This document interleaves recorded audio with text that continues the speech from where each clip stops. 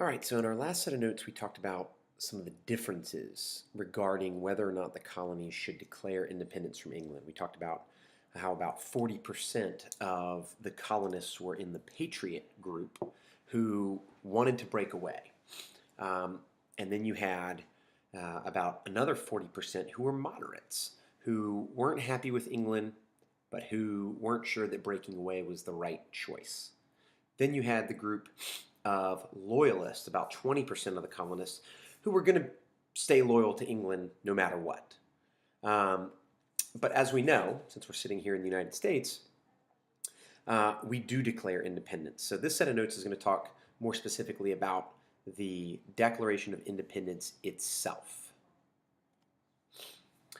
So as fighting between the colonists and the British Army was going on in Massachusetts, right, the actual fighting of the war had already started, the Second Continental Congress down in Philadelphia was debating still whether or not to formally declare independence from Great Britain. There were still people who hoped for a peaceful solution. But others were saying, war has already begun. We need to officially declare ourselves to be independent from England.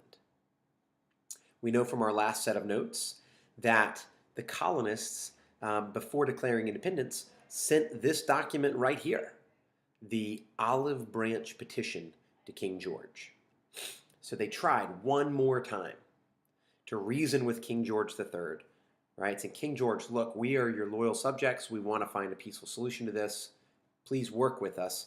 And when King George rejects the petition, says, nope, not going to have it. You guys are defying the king. You're defying Parliament. Congress moves towards voting for independence. They decide it's time to break away.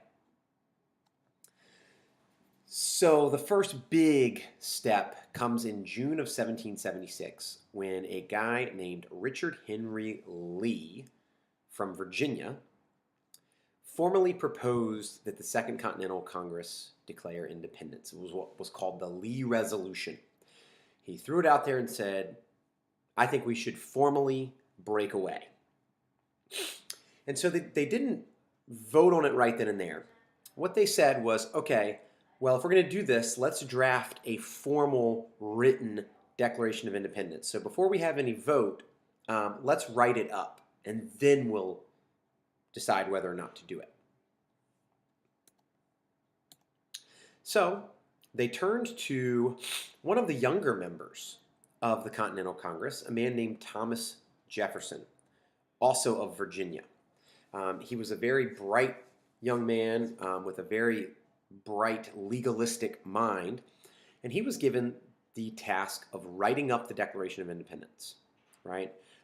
There was a committee that worked with him. He didn't do it all by himself, but he was the primary author. And Jefferson brought with him a lot of the ideas from the Enlightenment, some of which we've already talked about. He was very much influenced by these ideas. For example, individual rights, right? This was an Enlightenment idea. Hey, everybody, even the poorest citizens, have rights that the government has to respect. Popular sovereignty, another Enlightenment idea, that the source of the government's power is the people, not God, as had been claimed by kings, but the people. The people are the source of the government's power. And maybe most importantly, the social contract, which we've talked about before as well. That came primarily from John Locke. He's not the only one. And the social contract was the idea that the government exists to protect the people's rights. If the government doesn't do its job, then the contract is broken and the people can overthrow the government. Right? Well, that's pretty much exactly what we were doing with the Declaration of Independence. So Jefferson brings those ideas to the table, and he finds ways to incorporate them into the Declaration of Independence itself. So Congress meets after the Declaration is written to have a vote.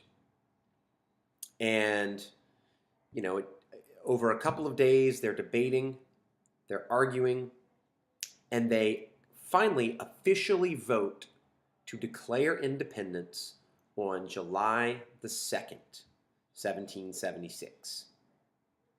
Right?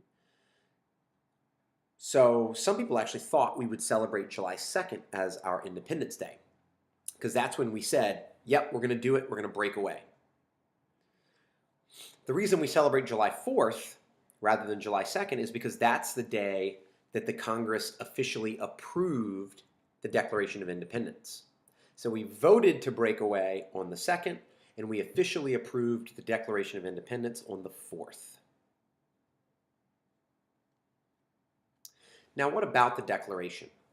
Right? A lot of folks know what the Declaration is, but they haven't really read it. They don't know what's in it. Well, it's basically two main parts.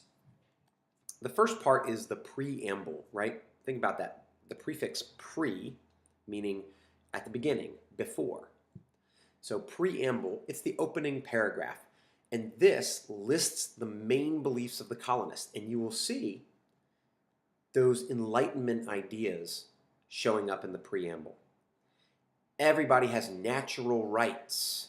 Jefferson says life, liberty, and the pursuit of happiness are examples of those rights. It says government derives its power from the people. It gets its power from the people. Well, that's one of those Enlightenment ideas. It says when a government stops protecting the people's rights, the people can get rid of it and put in a new one. That's the social contract theory. So right there, you see those Enlightenment ideas showing up in the Declaration. So that's the first part, the preamble. The second part are the grievances. Sometimes it's called the indictments. But a grievance is a complaint. So this was the list of reasons the colonists give for why they're breaking away.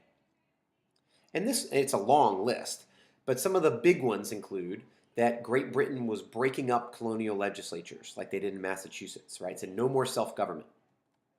Great Britain kept its army in the colonies against the wishes of the colonists. They imposed taxes on the colonists without their consent, right? That idea of taxation without representation. Britain is waging war on the colonies, right? The fighting had already started. So here's all the list of reasons why the colonists are breaking away. So your response question, why do you think that we took the time to actually write down our main beliefs about government? Why did we write those down? Why did we write down the list of reasons why we were breaking away from Great Britain? Why not just say, okay, yeah, we're going to break away and that's it? Why take the time to actually write a formal Declaration of Independence? Could be a number of reasons. Think about that and write out on your notes what you think would be some logical reasons we would take the time to write it down and sign it.